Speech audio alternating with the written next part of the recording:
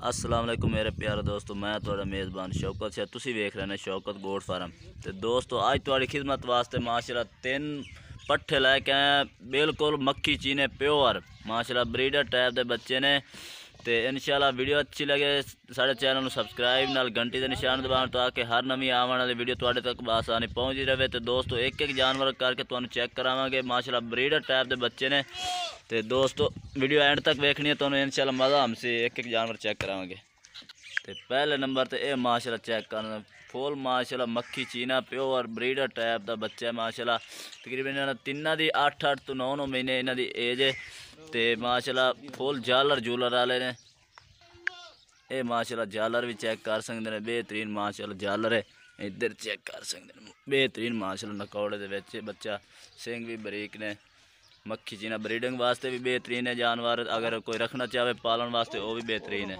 ये वेख लो खाँदा पींदा माशाल्लाह तुम जानवर चेक करा दे। लंबी पूंछ दे माशाल्लाह प्योर डबल हड्डी दे जानवर है।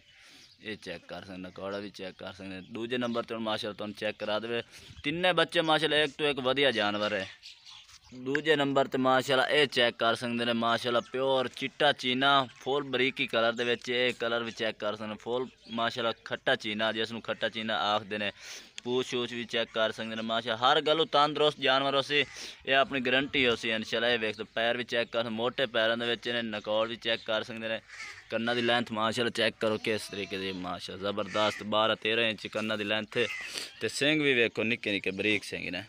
ये चेक कर टुरदा फिरदा खाँदा पींदा इंशाल्लाह तुहानू जानवर चेक करे सो। तो दोस्तों इन्हों का रेट भी हुण तुहानू इन्हां दस देना। तिन्हां दा 30-30 हज़ार रुपये इन्हां दा एक दा, यानी कि कट्ठे लैना चाहो तो कोई अलग अलग लैसो तो अलग रेट हो सी इन्हां दा।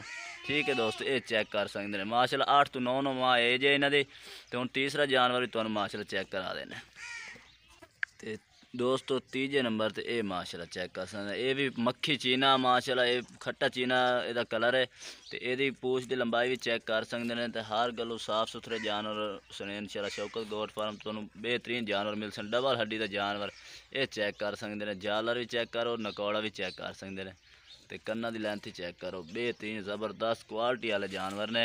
तिने जानवर माशाल्लाह बेहतरीन जानवर है इंशाल्लाह। 3-3 4-4 मान वजन करने वाले बकरे ने अगर कोई इन्हों सही खिदमत करे तो तुहानू रेट भी इन्हों का दस दिता है। अगर कोई अलग अलग लवना चाहे इन्हों का अलग रेट हो सी, अगर तिने कट्ठे लवे तो इन्हों का 30-30 हज़ार रुपया इन्हों का रेट है। दोस्तों चलते फिरते चेक कर लो। तो दोस्तों इन्होंने तुहानू रेट भी दस दिते ने। तो वीडियो अच्छी लगे लाइक शेयर ज़रूर करना। फिर मिलेंगे एक नई वीडियो के साथ, तब तक के लिए इजाज़त चाहता हूँ। अल्लाह हाफिज़।